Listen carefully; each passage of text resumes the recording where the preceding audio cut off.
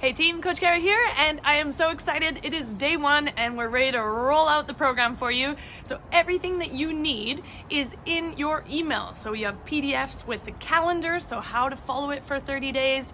Every day workout is in there, your first week of workouts. And now it's day one, so I'm gonna show you exactly what to do. So when you open up your PDF with the workout, you understand, okay? So let's go through it real quick and then keep watching the video because I'm gonna go through the exercise with you.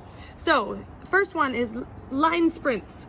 So you can see each exercise, and over the side here you have your levels, beginner, intermediate, or advanced. So you can choose your level.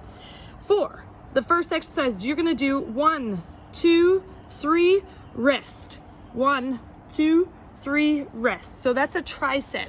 So the point of that is that you can move from one exercise to the next for the amount of time. Take a break as needed, okay? 30 seconds to a minute is fine.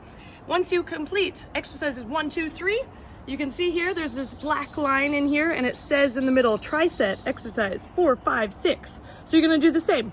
4, 5, 6, repeat. 4, 5, 6, repeat.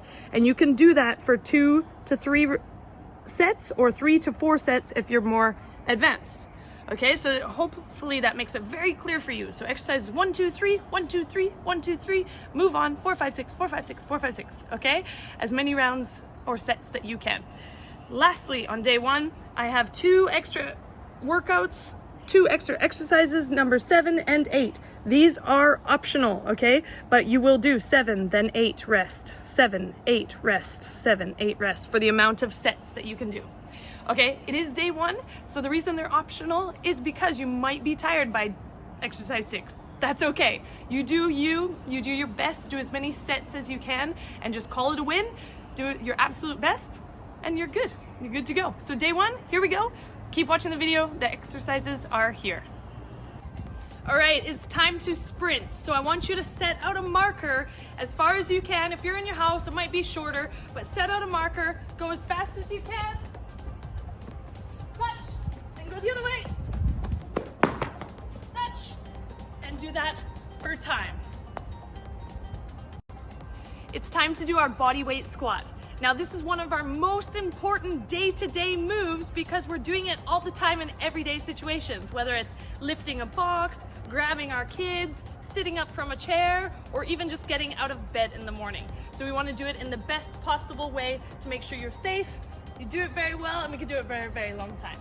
So you're gonna start with your feet shoulder width apart, and we're looking at our toes now. I want your toes facing slightly to the outside. We don't want them in, we want them facing out very slightly, okay? And from that position, we'll start from the top, keep your shoulders up, chest up, and we sit down to 90 degrees and stand. Sit down, stand, tall. Every time you come up, bring the hips forward. So when you squat, we don't want to squat like this with your body forward. You need to stand nice and tall, okay? Sit down and stand. Down, stand. If you want to increase the intensity and a little bit more engagement, you can put your hands up, or later down the line, you can add a weight. But first, perfect this move and we'll move from there. All right, it's push-up time. Okay, get on your mat, your floor, put your hands directly below your shoulders at first, okay? So shoulder width apart or slightly wider is okay. And pop up from your knees, okay? So now you can see my hands are in line with my chest as I drop down and press. Drop down, press.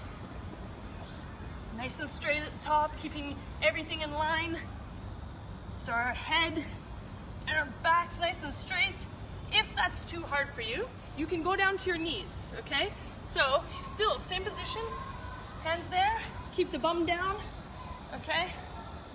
There, and drive, okay? There's one thing I want you to know. When you're building a push-up strength, it is good to go to your feet. So as soon as you get good at knee push-ups, please go back up to your feet and go even halfway like that. Just get used to it, and then you'll gradually get lower and lower as you get stronger. All right, let's go. Okay, for the stepping lunge, you can use dumbbells or do it without. And I want you to stand hip width apart, and you're just gonna take a nice big step. Once you hit the ground, drop down into your lunge. Okay, switch legs and press press hard off that front leg to your back position. Up, press, up, press, okay? If you have any knee issues and maybe that hurts, you can try doing it backward. So you go backward and up, backward and up to position. All right, if you're new to it, you don't have to use dumbbells, you can add those in later. Diffs are an awesome exercise because you can do them anywhere you go. You just need a sturdy surface. So I found this bench outside. Sit down, pop your hands under your hips, like really nice and close, and put the heel of your hand only. Not like this, guys, heel of your hand, okay? From there, feet out, chest high, and you're gonna drop into your dip and straight up. Keep your body close to the bench, straight up. Close to the bench, and straight up. You can see my legs move freely, but I'm using all my arms for force, okay? If you want to make it a bit easier, bring your legs in, but stay close to the bench, up and down. To make it harder, put your feet up, add some weight later, and you'll be good to go. For the double dumbbell hammer curl, you're gonna stand with your feet together, okay? Knees slightly flexed, and you're gonna keep the weights facing into the body in that parallel position. So they're just going straight up and straight back down. Come up, so they're facing the shoulders, come back down. Keeping the elbows tight to the body so we don't have any swing. It's just nice and controlled. Squeeze and back down. Up, squeeze, slow and controlled in your down motion. Grab your weights and set them on your thighs, ready to go, okay? So we're on a bench with back support, and as you lean back, you're going to lift your dumbbells to your start position, okay? So angled at a right degree angle, 90 degrees, and we're gonna press overhead, right overhead.